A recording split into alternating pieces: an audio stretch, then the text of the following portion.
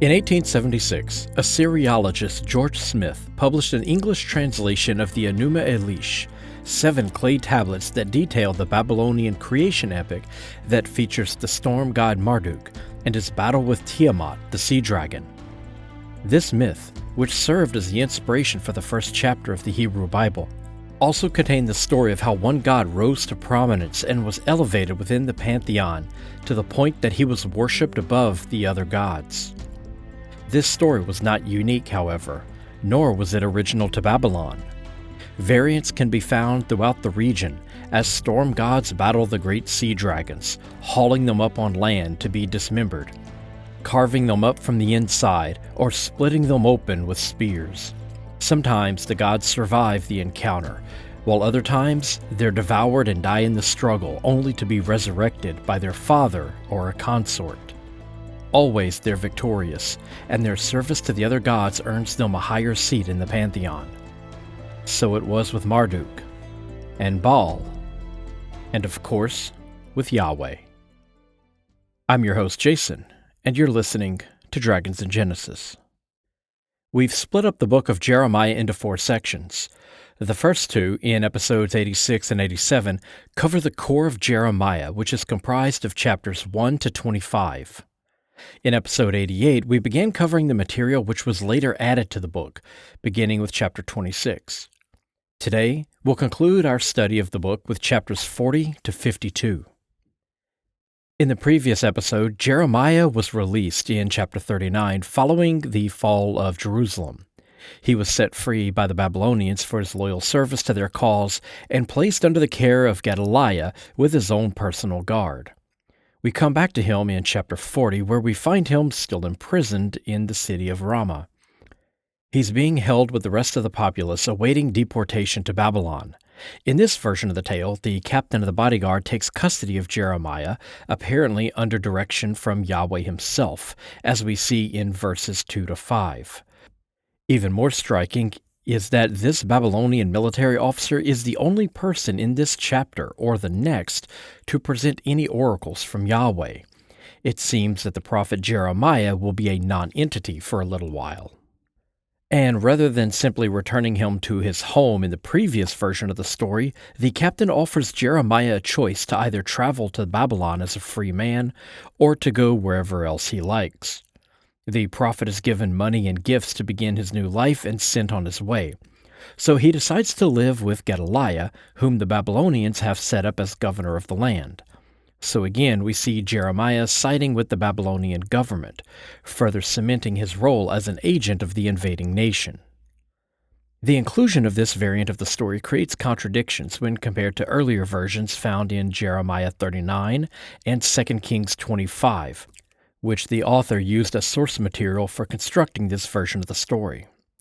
Though the Masoretic text and the Septuagint contain slightly different versions of chapter 40, neither offers a variant that's free of contradiction. It's another example of the editors including too many versions of the same story, and their inclusion causing problems. At this time, Gedaliah offers assurances to the populace of Judah that they can live out their lives without fear of the Babylonians, and he'll serve as their representative to the Babylonian court. The Masoretic text adds a line in verse 12 that states, "All the Judahites from the land where they had been scattered returned to Judah." This group of diaspora Jews aren't mentioned in earlier versions of the story. In fact, if you see the word remnant used in regard to the population of Judah in chapters 40 to 44, it's a Masoretic addition. Most of the population seems appeased by this, but the king of the Ammonites isn't keen on this idea and sends a man named Ishmael to assassinate Gedaliah. Despite warnings of the impending assassination plot, Gedaliah foolishly sits down to dinner with Ishmael the assassin and 10 of his armed guards. And of course, he does this while excusing his own personal guards for some reason. The dinner plays out exactly as anyone who watched Game of Thrones might expect. Gedaliah is killed, along with every man of military age in the city, including all of the Chaldean soldiers. How 10 men achieved this feat isn't exactly explained. Nor is it explained how they capture the entire city, rounding up the entire population and carrying them off. But apparently they do. In the beginning of chapter 41, Ishmael and his soldiers ambush a group of mourners who enter the town to make sacrificial offerings as they bemoan the destruction of the Jerusalem temple. 70 of the pilgrims are slaughtered, but the other 10 are spared as they bargained away hidden stores of wheat, barley, honey, and oil in exchange for their lives. Their companions, relieved of life, were tossed into the cistern. And in case you haven't noticed, cisterns are not good places to be in the book of Jeremiah. All the people placed in Gedaliah's care, along with the entire population of the city of Mizpah, were led away by Ishmael and his 10 cronies. Trouble starts brewing for Ishmael when some of the army leaders in the surrounding area learned of his treachery. They gathered their forces, because you need several small armies to defeat 11 men, and then they attacked. In the ensuing battle, the combined armies were able to kill, according to Jeremiah 41:15, they managed to kill 2 of the men. Ishmael and the other 8 escaped while his 2 super soldiers held off the entire Judahite armies, like Leonidas and his 300 at the Battle of Thermopylae. The Judahite refugees, now liberated, traveled to Bethlehem on their way to Egypt, where they intended to settle out of fear of further turmoil in Judah. Jeremiah finally breaks his silence in chapter 42 when the people beg him to intercede on their behalf with Yahweh to grant them safe passage to Egypt. But since Jeremiah works to further the interests of Babylon, and Babylon wants the people of Judah to remain in Judah, then so too does Yahweh. 10 days after asking for their deity's blessing, Jeremiah returns with a message. He instructs the people not to fear the king of Babylon as they do now. They have no reason to flee to Egypt because Yahweh has granted them safety and prosperity in Judah. But if they flee to Egypt, they will die by the sword, as Yahweh will curse them. I'd like to point out at this time that they weren't fleeing in fear of Babylon, as they had previously accepted Babylonian rule under Gedaliah, as mentioned earlier. They were fleeing the subsequent turmoil, and they didn't have safety as promised, since the city had been subject to slaughter and looting at the hands of Ishmael, and the entire people currently asking for help were doing so because they had been taken captive. So the promises offered here by Jeremiah seem a bit hollow and don't reflect the reality that these people were actually facing. Another indication that these stories were written to encourage loyalty to Babylon. At this point, Jeremiah is accused of lying and giving false prophecy at the beginning of chapter 43 by the crowd, though the Masoretic text labels them as insolent in order to preserve the reader's opinion of the prophet. You'll find this addition by comparing Masoretic text version of Jeremiah 43:2 with the Septuagint version of Jeremiah chapter 50 verse 2. The people don't obey the words from Jeremiah and decided to continue on their journey to Egypt, where they could escape Babylonian rule and the subsequent turmoil that followed the conquest. Despite Jeremiah's objection to any Jew living in Egypt, he marched along with the crowd and took up residence with them. There, Yahweh instructed him to build a stone altar near the entrance of the Pharaoh's house.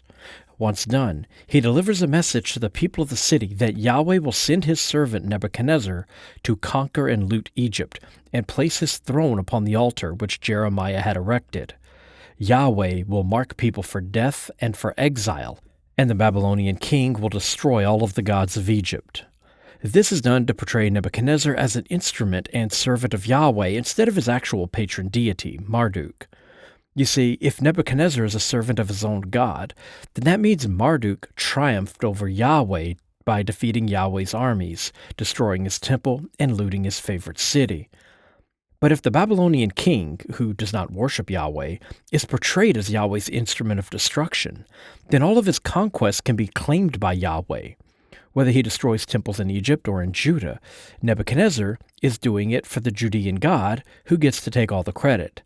This means that Yahweh was never defeated. This is how a follower of Deuteronomistic theology reconciles the destruction of Jerusalem at the hands of a worshipper of Marduk. The same will be used when Cyrus conquered the land.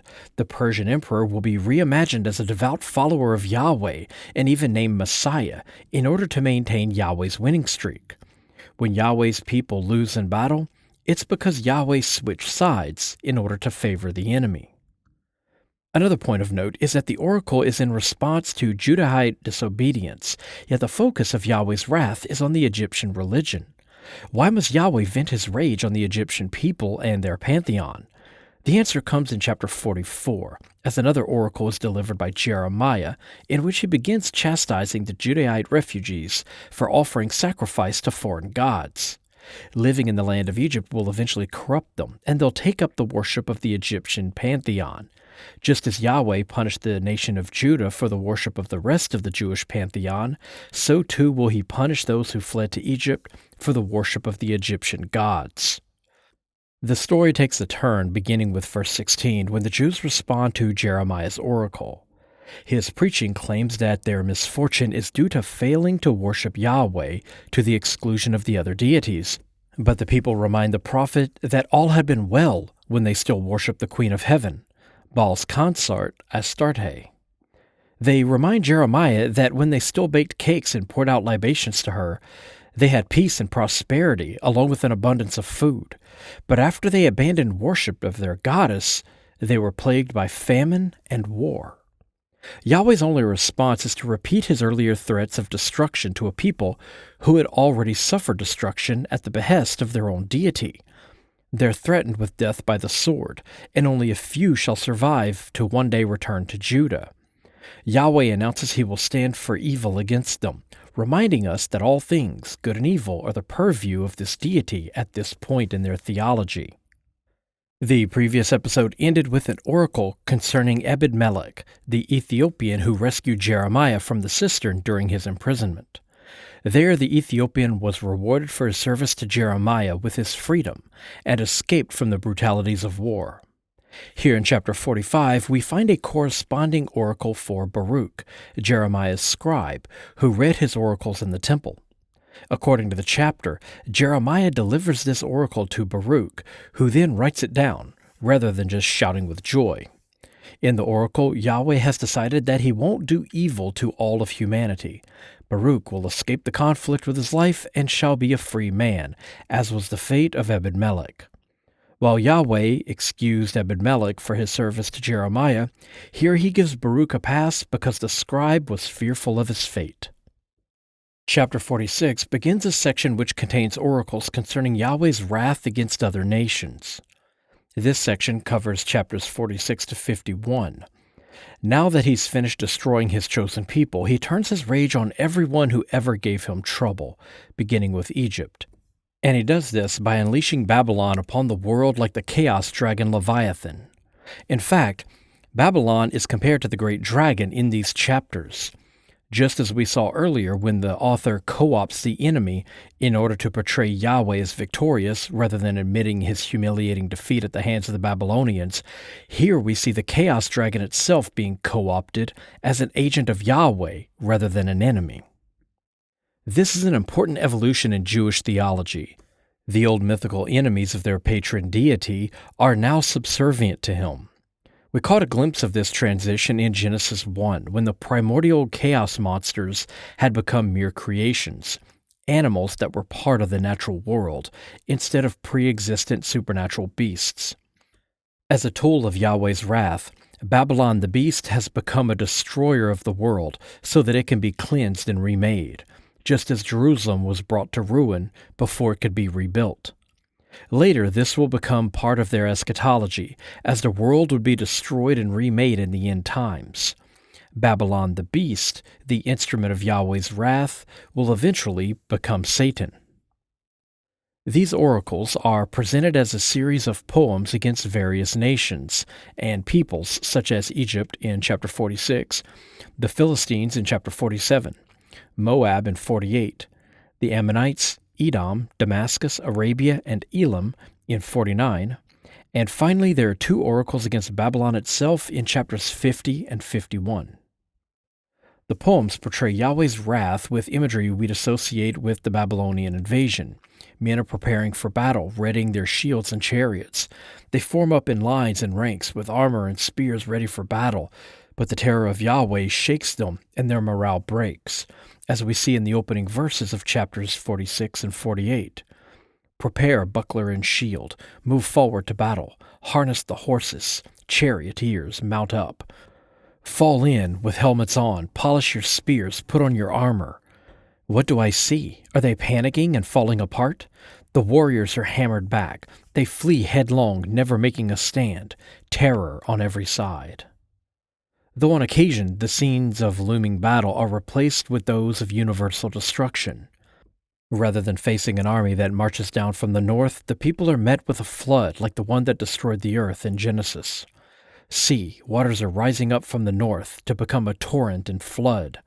They shall flood the land and all it contains, the city and their inhabitants. People will howl and wail, every inhabitant of the land. The people run screaming, leaving their children behind, as we find in chapter 47. Though sometimes Yahweh's wrath comes upon them as a cleansing fire that consumes villages and cities alike. The people mourn and wail and lament their loss as the God disinherits the ash-covered masses, as we find in chapter 49. These images of the coming destruction are soon followed by the devastation left in Yahweh's wake. Today belongs to Yahweh Sabaoth, a day of vengeance, vengeance on his foes. His sword devours and is sated, drunk with their blood, for Yahweh Sabaoth holds a sacrifice in the land of the north on the river Euphrates. See, I will punish Ammon of Thebes and Egypt, gods, kings, Pharaoh, and those who trust in him. I will hand them over to those who seek their lives, to Nebuchadnezzar, king of Babylon, and to his officers. Jeremiah 46. Because you trusted in your works and your treasures, you also shall be captured. Shemash shall go into exile, his priests and princes with him. The destroyer comes upon every city. Not a city escapes. Ruined in the valley, wasted the plateau. Set up a tombstone for Moab. It will soon become a complete wasteland. Its cities turned into ruins where no one dwells. Jeremiah 48, 7-9. The end of each nation is delivered in the language of funeral songs found in chapters 7-10. Shameful is daughter Egypt, handed over to the people from the north. Baldness is visited upon Gaza. Ashkelon is reduced to silence. Ashdod, remnant of their strength. How long will you cut yourself? Moab is crushed. Their outcry is heard in Zoar. Up in the ascent of Luhith they go weeping. At the descent of Horonaim they hear cries of anguish. How the hammer of the whole earth has been cut off and broken. What an object of horror Babylon has become among the nations. You were discovered and seized because you challenged Yahweh. Yahweh then vents his rage against the rebellious daughter we saw in the beginning of our coverage of Jeremiah. She's a personification of various nations that Yahweh has decided to smite. Go up to Gilead and procure balm, virgin daughter Egypt. The nations hear your cries, your screaming fills the earth. Moab's glory is no more. In Heshbon they plot evil against her. Come, he will put an end to her as a nation. Come down from glory, sit on the parched ground, enthroned daughter Dibon. Moab's destroyer has fallen upon you, has shattered your strongholds. Damascus loses heart. She turns to flee. Panic has seized it. Distress and pangs take hold, like the pain of a woman in labor. The effects of these oracles is that Yahweh has first sided with Babylon against the nation of Judah, visiting his wrath on his own inheritance, which was given to him in Deuteronomy 32:8 by his father El Elyon. Then he continues his rampage on every nation that dares stand against his new chosen leader, King Nebuchadnezzar, destroying Egypt, Moab, Edom, and Damascus. Finally, just as he turned on his own chosen people in Israel and Judah, he now turns on his instrument of destruction, the Babylonian Empire. Oh, a brief note on this before moving on. In some places in these oracles, when Nebuchadnezzar appears to represent the whole of Babylon as Yahweh's personal agent, those are sometimes additions made by the Masoretic editors. His name as Yahweh's agent in such verses as 46:13 and 49:30 do not appear in earlier versions of the text, and when it appears in 46:26, I will hand them over to those who seek their lives, to Nebuchadnezzar, king of Babylon, and to his officers. but later Egypt shall be inhabited again, as in the days of old, oracle of Yahweh. That entire verse is also a later addition. It seems the Masoretic editors really wanted Nebuchadnezzar to be the personal agent of Yahweh. Yahweh's judgment is also depicted as a great harvest, a topic that longtime listeners of the show will be well acquainted with. Judgment and atonement was part of an ancient harvest festival. We catch a glimpse of this in chapter 48, verse 32, in the oracle against Moab. More than for Jazer I weep for you, vine of Sibmah. Your tendrils trail down to the sea. As far as Jazer they stretched. Upon your summer harvest and your vintage the destroyer has fallen. And again in the oracle against Edom in verse 9 of the following chapter. If they came upon you, they would leave no gleanings. If thieves by night, they would destroy as they pleased. This term, gleanings, is a reference to unharvested crops that are left behind for the poor and travelers to eat. Yahweh goes on to say in verse 10 that he will strip Edom bare, not of crops, but of people. In chapter 46, the imagery is modified slightly. Rather than a great harvest, Yahweh's army is enacting deforestation against Egypt. They cut down her forest, impenetrable though it might be, more numerous than locusts, they cannot be counted. Notice the army of Yahweh, in this case Babylon, is depicted as a plague of locusts attacking Egypt.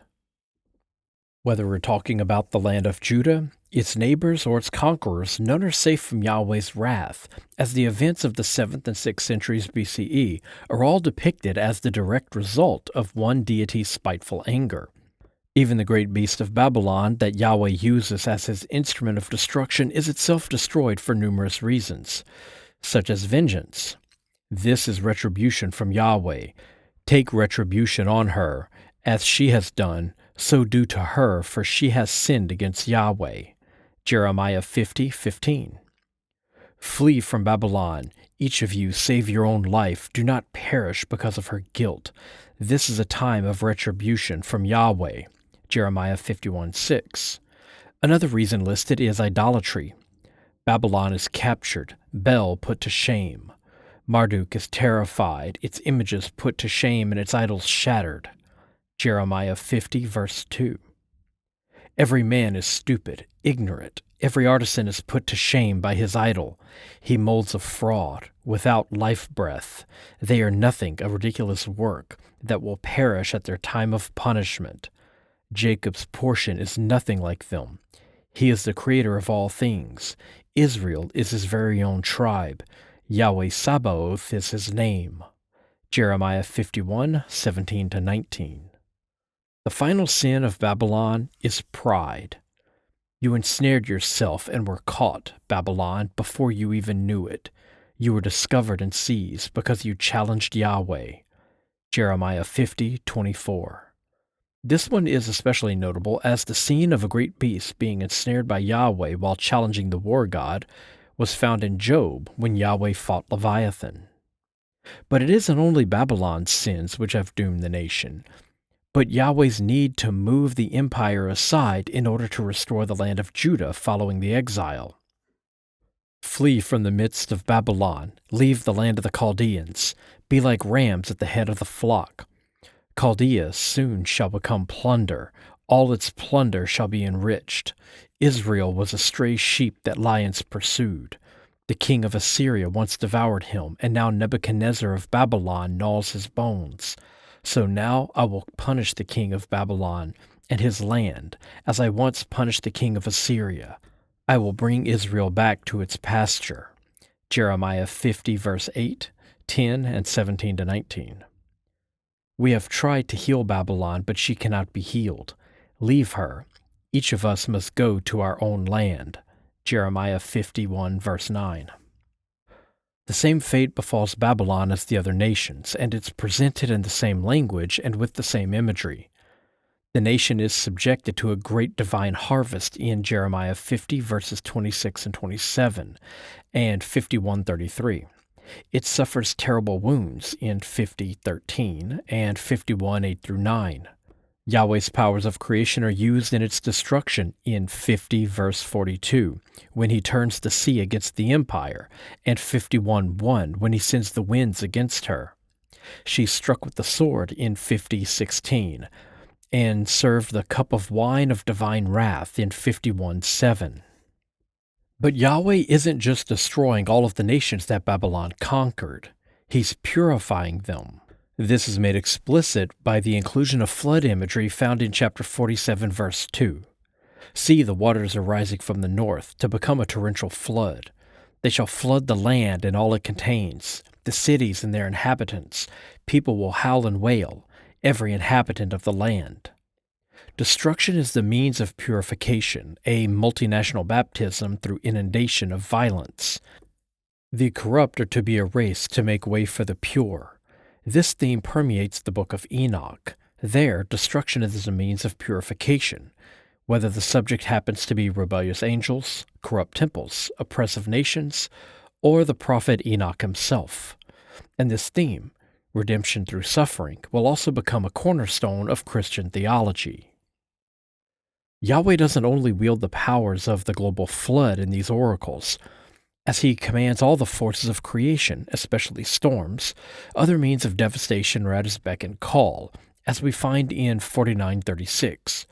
I will bring upon Elam the four winds from the four ends of heaven. I will scatter them to all these winds, until there is no nation to which the outcasts of Elam have not gone. While venting his wrath upon Elam, he whips up the winds of the four cardinal directions, drawing them from the ends of the heavens, the point where the vault of heaven touches the edge of the disc-shaped earth. See episode 52 for a more complete view of their cosmology. The last day belongs to Yahweh, as the world is offered up in a great communal sacrificial feast, as seen in 46:10. Today belongs to the Lord of hosts, a day of vengeance, vengeance on his foes. The sword devours and is sated, drunk with their blood. For the Lord God of hosts holds a sacrifice in the land of the north, on the river Euphrates. This is likely a reference to the eschatological view of the great heavenly feast, in which Yahweh slays the three primordial beasts, Leviathan, Behemoth, and Ziz, and serves them up in a banquet for the host of heaven.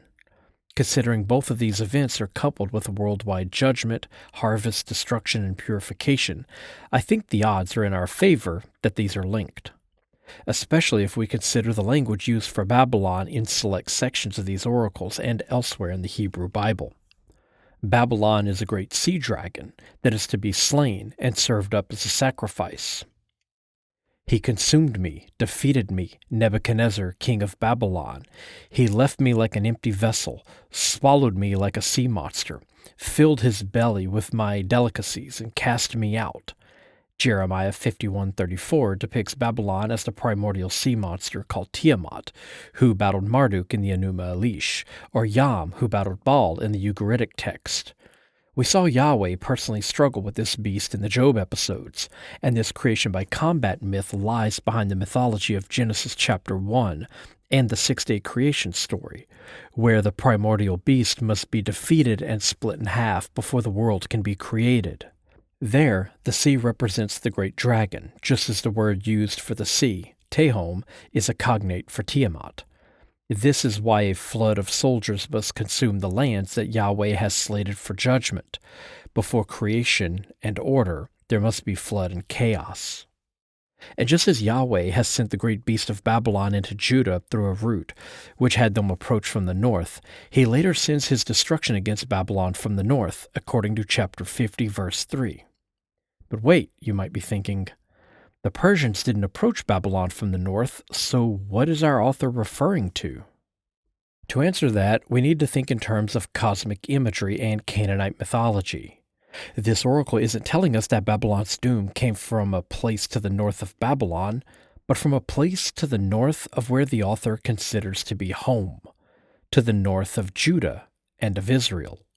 The author is imagining the source of Babylon's destruction being the mountaintop abode of Yahweh, which was north of Israel in western Syria.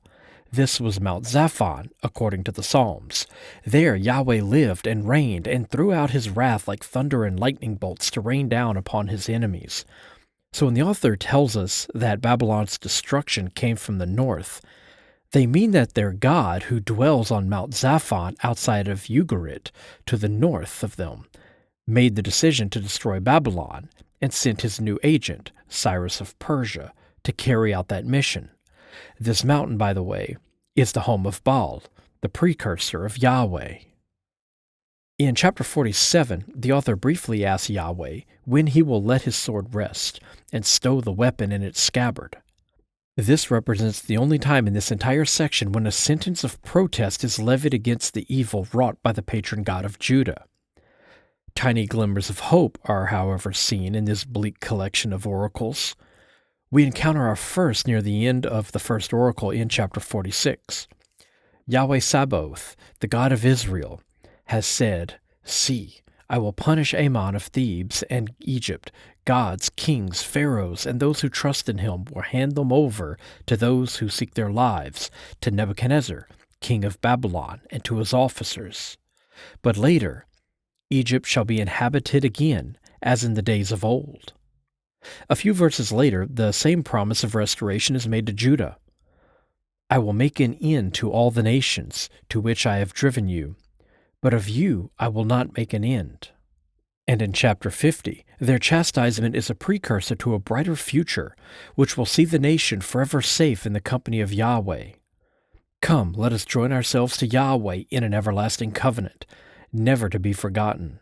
And later in that same chapter, the guilt of the nation which made them worthy of destruction has been dismissed. The guilt of Israel may be sought, but it no longer exists. The sin of Judah, it can no longer be found, for I will forgive the remnant that I preserve.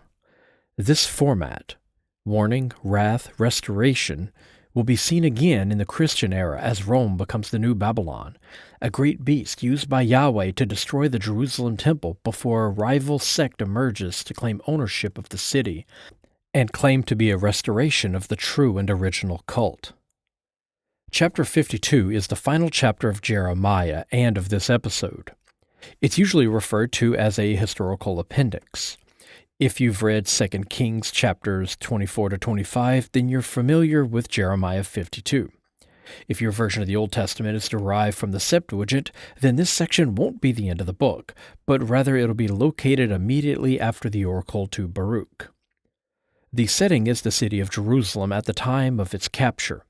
King Zedekiah has done what is evil in the sight of Yahweh, inciting anger against the nation.